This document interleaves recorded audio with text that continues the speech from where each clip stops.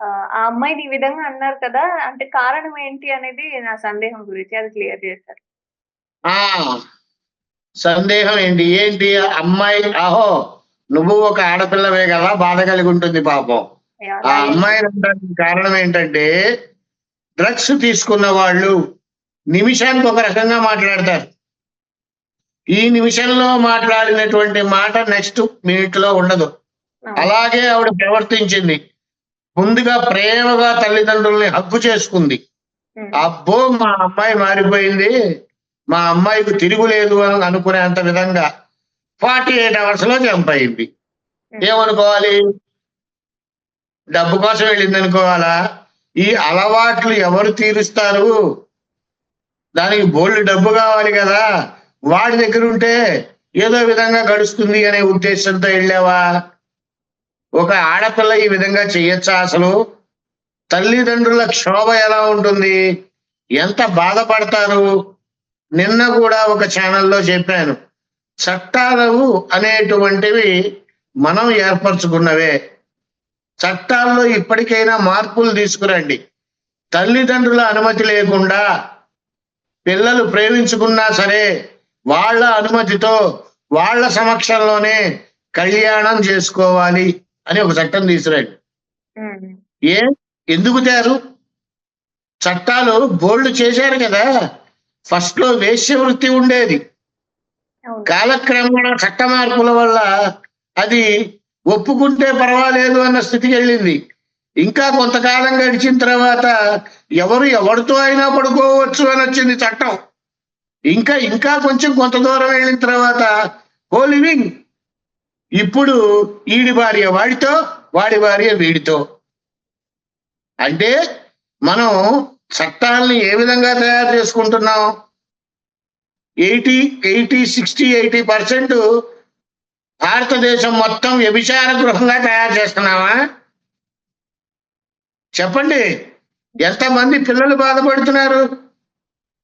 అది గాక అన్ని చట్టాలు బానే చేస్తారు. అవసరమైనవి ఒక్కటి లేవు. తల్లిదండ్రులు కష్టపడి చదివించి, పెంచి పెద్ద చేస్తే, పెద్దయిన తర్వాత తీసుకెళ్ళి వృద్ధాశ్రమాల్లో ఏయటం. తల్లిదండ్రుల్ని ఉన్నంత కాలం పోషించాలి అనే చట్టం రాదా? చేసుకోలేమా? ఆ శక్తి మనలో లేదా? దేవుడేమన్నా పెట్టాడా చట్టాలు? దయచేసి ఇప్పటికైనా యువతీ-యువకులు ప్రత్యేకంగా వృద్ధిలోకొస్తున్నటువంటి యువతీ-యువకులు ఆలోచించండమ్మా. చదువుకునే పిల్లలు మీరు. భావి భారత పౌరులు మీరు. మీలాంటి వారి ఆలోచన ఎలా ఉండాలంటే, మనం ఎలా పెరుగుతున్నాం? ఎలా జీవిస్తున్నాం? ప్రతి దానికి మనం మోడర్న్‌గా ఉండాలి. ఉండొచ్చమ్మా. ప్రతి దాంట్లో ఆ మోడర్న్ పనికిరాదు. కష్టపడండి. తల్లిదండ్రులను గౌరవించండి. అదొక్కటి నేర్చుకోండమ్మా. భక్తి మీద నమ్మకం ఉండాలి. భక్తి ఉండాలి. ఖచ్చితంగా ఉండాలి భక్తి. మూఢభక్తి ఉండకూడదు. గురువులు నమ్మండి మీరు. గురువుల్ని నమ్మండి, సాధువుల్ని నమ్మండి. ఎంతవరకు పొరపాటున మీకు కనబడితే ఓ నమస్కారం పెడతారు. మీకు ఇష్టమైతే ఆయనకి ఏదన్నా దక్షిణ ఇవ్వాలనిపిస్తే ఇస్తారు. లేదంటే సైలెంట్‌గా వెళ్ళిపోవాలి. అలా ఉండండి. నమ్మకం భగవంతుడి మీదే పెట్టండి. ఎందుకు చెడిపోతున్నారు? ఒక్కసారి యువత మొత్తం ఆలోచించాల్సిన విషయం ఇది. మనలో టెక్నాలజీ పెరిగిపోతోందని విర్రవీగుతున్నాం. Old is gold. ఎప్పటికైనా పాతవి బంగారం లాగానే ఉంటాయి. ఎందుకన్నానంటే ఈ మాట, చిన్నప్పుడు కుండల్లో అన్నం వండుకునేవాళ్ళం. అవి పోయి స్టీల్ వచ్చినాయి. మళ్ళీ అగైన్ రిపీట్ ఇప్పుడు కుండల్లోనే వండుకోవాల్సి వస్తోంది. ఏమంటే ఆరోగ్యం. ఒక్కసారి ఆలోచించండమ్మా యువతంతా కూడా. నేను ఏదో చెప్పేస్తున్నాను అని మీరు అనుకోవద్దు. మంచి ఉంటే స్వీకరించండి. చెడు ఉంటే కామెంట్స్ రూపంలో మీ ఇష్టం వచ్చినట్టు పెట్టండి. ఇక ఆ అమ్మాయి విషయానికి వస్తే, ఆ అమ్మాయి ఉందా? ఇద్దరు పెళ్లి చేసుకున్నారా? కట్టకట్టుకు చస్తారా? చావని. కానీ అఘోరా అనేటువంటి ఉన్నత స్థాయిని ముసుగేసుకొని పెళ్లి చేసుకోవటం ఎంతవరకు కరెక్ట్? నా కొడక, నేను నీ గురించి 6-7 నెలల క్రితం చెప్పానురా. శ్రీనివాసరా, నీ పేరు శ్రీనివాసరాగానే పిలవండి, వాడిని అఘోరాన్ని చెయ్యొద్దు అని. మన వాళ్ళు విన్నారా? ఈ రోజున ఏం చేసావురా? ఏకు మేకై కూర్చున్నావు. ఎందుకు వదిలిపెడుతున్నారు వాడిని డిపార్ట్మెంట్ వాళ్ళు? ఇప్పటికి కూడా అదొకటి గుర్తుపెట్టుకోండి. వాడిని అరెస్ట్ చేయండి ముందర. వాడి వెనకాల ముఠా ఏంటో తెలుసండి. ఏ డ్రగ్స్ ముఠా ఉంది, ఏ మాఫియా ముఠా ఉంది, ఏ స్మగ్లింగ్ వ్యాపారాలు చేస్తున్నాడు, ఏ అమ్మాయి వ్యాపారాలు చేస్తున్నాడు, అమ్మాయిని ఏం చేస్తున్నాడు, అమ్మేస్తున్నాడా? అరే, నేను మొన్న కూడా చెప్పా, నువ్వు అంగాన్ని ఇచ్చేశాను శివుడికి, అంగాన్ని ఇచ్చేశాను. ఎవడికి కావాలరా నీ బోడి నాటకాలు? ఏ అమ్మాయిని మోసం చేశావో వాళ్ళు ఏదో ఇష్టం వచ్చినట్టు కొట్టుంటారు. ఆ అంగం ఇచ్చేసిన తర్వాత నేను శివుడికి ఇచ్చేశాను అని బిల్డప్ ఇవ్వటం కోసం ఇచ్చుంటావు. అంటే అంతకుముందు మోసం చేసిన వాళ్ళు ఎంతమంది ఉన్నారు? నీ గురించి నాకు నిన్న ఒక సమాచారం వచ్చింది. ఏదో కుక్కడపల్లిలో ఇంకా 8 మంది అమ్మాయిలు ఉన్నారంట నీ తరఫున.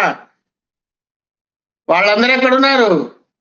మళ్ళీ చెప్తున్నానమ్మా, వీడి గురించి ఏ వివరణ తెలిసినా 9889423456 కానీ లేదు, ఛానల్ వాళ్ళ నెంబర్ టెలికాస్ట్ అవుతుంది, దానికి కానీ వాట్సాప్ చేయండి. ఏది కూడా మీడియాలో టెలికాస్ట్ అవ్వదు, ఆ బాధ్యత నాది. లీగల్ గానే వెళ్తాం. ఇకపోతే వర్షిణి గురించి చూద్దాం. ఇప్పుడు ఆ అమ్మాయిని తీసుకొచ్చిన తల్లిదండ్రులు ఎలా తలకాయ ఎత్తుకుంటారమ్మా? ఎలా పెళ్లి చేయగలుగుతారు చెప్పండి? బీటెక్ చదివిన అమ్మాయికి మెదడు మోకాల్లోకి వచ్చిందా? లేకపోతే అట్టెలివితే అట్లా ఏమనుకోవాలి? వర్షిణి నిన్నే అడుగుతోంది. సిగ్గులేని జన్మగదు నీది. ఉద్యోగం ఇస్తే కాలుతో తన్నేస్తావా? నీకు వాడిలో అంత రుచి అయింది ఏంటో? జెన్యూనిటీయా? ఇప్పుడు వాడి గురించి మాట్లాడిన మాటలన్నీ అవి నీకు జెన్యూనిటీయేనా? తెలుస్తా. నా కొడుకు అడుగు పెట్టని పోలీసులు నిజంగా అరెస్ట్ అయితే చేస్తే, డిపార్ట్మెంట్ వాళ్ళు వాడిని అరెస్ట్ చేస్తే చేతులు ఎత్తి నమస్కరిస్తున్నా డిపార్ట్మెంట్ వారికి. ఒక్క నిమిషం వాడిని రోడ్డు మీద వదిలిపెట్టండి సార్. పళ్ళు ఓడగొట్టి వాడిని మళ్ళీ మీకే అప్పగిస్తారు. అలాగే ఆ వర్షిణి అనే దౌర్భాగ్యరాల్ని కూడా అరెస్ట్ చేసి మెంటల్ హాస్పిటల్లో వేయండి ఒక 6 నెలలు 7 నెలలు. తల్లిదండ్రులు ఎంత బాధపడుతున్నారు. వాళ్ళు రోగాలతో బాధపడుతూ ఈ రోజుకి నీ గురించి పోట్లాడుతున్నారా? నువ్వు నాలికి ఏదొస్తే అది మాట్లాడేస్తావా? ఇంకా నయ్యం, ఇంకో 2 రోజులు పోతే విష్ణన్నయ్యే నన్ను వెళ్ళిపోమన్నాడు అఘోరీ దగ్గరికి, హర్షన్నయ్యే నన్ను వెళ్ళిపోమన్నాడు శ్రీనివాస్ గారి దగ్గరికి. ఇలా కూడా మాట్లాడతావు. ఎవడు నమ్ముతాడు నిన్ను? నీ మాట మీద ఎవరికి గౌరవం ఉంది? ఫస్ట్ లో నువ్వు వెళ్ళిపోయినప్పుడు ఉన్న సింపతి ఇప్పుడు ఎవరికి ఉంది? ఎవరికి లేదు. ప్రతి ఒక్కళ్ళు నిన్ను తిట్టిపోస్తున్నారు. సిగ్గుండక్కర్లేదు. ఏమైనా మాట్లాడతావు నువ్వు. పైగా నువ్వేదో పెద్ద సనాతన ధర్మాన్ని ఉద్ధరించేదానిలాగా ఆ దిక్కుమాలలోడు ఏదో మాట్లాడుతుంటే పక్క నుంచి సనాతన ధర్మం ఏం నాటకాలు ఆడుతున్నారా? ధర్మాన్ని ఎవరు కాపాడక్కర్లా. మనిషి ఊపిరి ఉన్నంత వరకు ధర్మం ఉంటుంది. మీరు వచ్చి చచ్చి ఉద్ధరించేది ఏమీ లేదు. మీరేదో ధర్మాన్ని కాపాడుతాను, అది చేస్తాను, ఇది చేస్తానన్నారే, మీరు ఏమీ చేయలేరు. ఫ్రీ మనీ ఎలా వస్తుంది అని ఆలోచించి బతికే దిక్కుమాలిన జంట మీరు. ఇద్దరూ తోడు దొంగలే.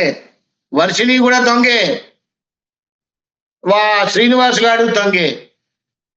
ఏమనుకుంటున్నావమ్మా నువ్వు?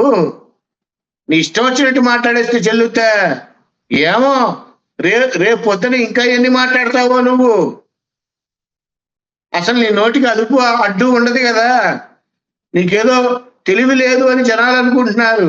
నీకున్నటువంటి పొగరు, నీకున్నటువంటి మదం, నీకున్నటువంటి అత్తెలివి జనాలు చూసేశారు. నోటికి ఏదొస్తే అది. ఇంకా చెప్పు, విష్ణన్నయ్య, మా అమ్మ, మా నాన్న వీళ్ళందరూ కలిసి నన్ను అఘోరీ దగ్గరికి పంపించేశారని చెప్పు. అది కూడా చెబుతావు నువ్వు, దరిద్రపు దాన అని. ఫస్ట్ వాడిని అరెస్ట్ చేయండి, ఆ దరిద్రపు నా కొడుకుని. తర్వాత ఈమెని కూడా అరెస్ట్ చేసి మెంటల్ హాస్పిటల్లో పడేయండి. నీ మూలకంగా వృద్ధాప్యంలో ఉన్నటువంటి తల్లిదండ్రులు కుళ్ళి చేస్తున్నారు. సిగ్గు తెచ్చుకోండి ఇప్పటికైనా యువత. నేను మళ్ళీ చెప్తున్నాను, 9894234556 ఈ నెంబర్ వాకి వాట్సాప్ చేయండి. మీ దగ్గర ఎటువంటి వివరాలు ఉన్నా మీడియాకి కూడా అందని సమాచారం మేము అందించాం. లీగల్ గానే వెళ్తాం. వెళ్తున్నా కూడా ఎవరికి ఏది అందించాం. ఎందుకంటే ప్రతిదీ మీడియాలో వస్తూ ఉంటే వాడిప్పుడు ఏం చేస్తున్నారు అని మీడియా చూస్తూ తప్పించుకొని కూడా తిరగలుగుతాడు. అది గుర్తుపెట్టుకోండి. ధన్యవాదాలు గురుజీ. సర్వే జనా సుఖినో భవంతు, లోకా సమస్తా సుఖినో భవంతు.